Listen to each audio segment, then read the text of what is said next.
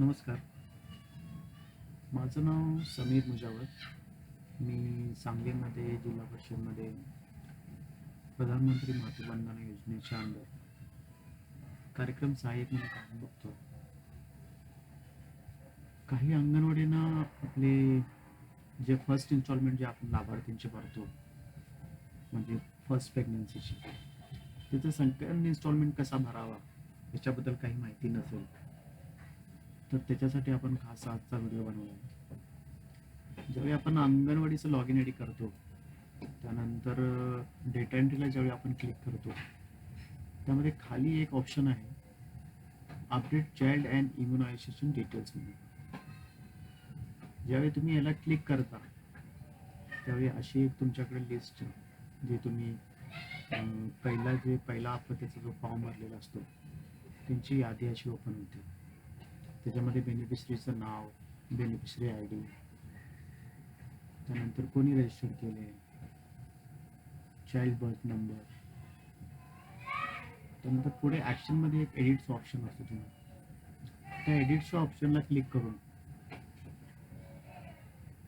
एडिटच्या ऑप्शनला click केल्यानंतर त्याच्यामध्ये लाभार्थींची माहिती ओपन होते. लाभार्थीचं नाव, आधार नंबर, डेट ऑफ बर्थ, यांची चेकअपची डेट. त्यानंतर आपल्याला इथे बाळाचा जन्म झाला असेल तर यस म्हणावं लागेल, आणि बाळाची जन्मतारीख आणि प्रेग्नन्सीच्या वेळी किती अपत्य जन्म आले, म्हणजे ट्विन्स आले किंवा एकच अपत्य असेल तर एक करावं लागेल, ट्विन्स असेल तर 2 करावे लागतील. आता सध्या आपल्या ह्या अपत्याचं एकच बाळ आहे.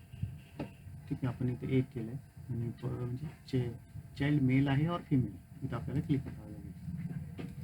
आणि आता ते हॉस्पिटल, कोणत्या हॉस्पिटलला बाळाचा जन्म झाला आहे, किंवा गव्हर्नमेंट हॉस्पिटल आहे का प्रायव्हेट हॉस्पिटल आहे. गव्हर्नमेंट हॉस्पिटल असेल तर गव्हर्नमेंट क्लिक करावं लागेल, प्रायव्हेट असेल तर प्रायव्हेट क्लिक करावं लागेल.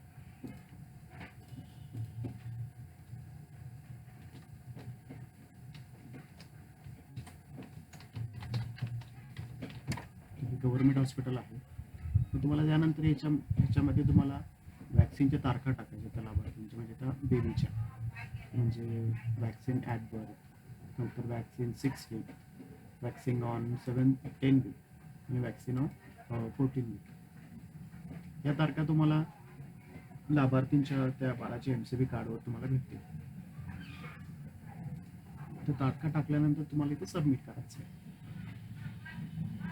सध्याच्या बाळाचा तारखा आपल्याकडे नाही तेव्हा आपण सबमिट करत नाही. मग सबमिट केल्यानंतर हे यांचा रेकॉर्ड सेकंड इन्स्टॉलमेंटचा फॉर्म भरला जाईल. सेकंड इन्स्टॉलमेंटचा फॉर्म भरल्यानंतर लाभार्थीला DBTद्वारे त्याचे 2000 रुपयाचा जो हप्ता आहे त्याचा त्यांना मिळून जाईल.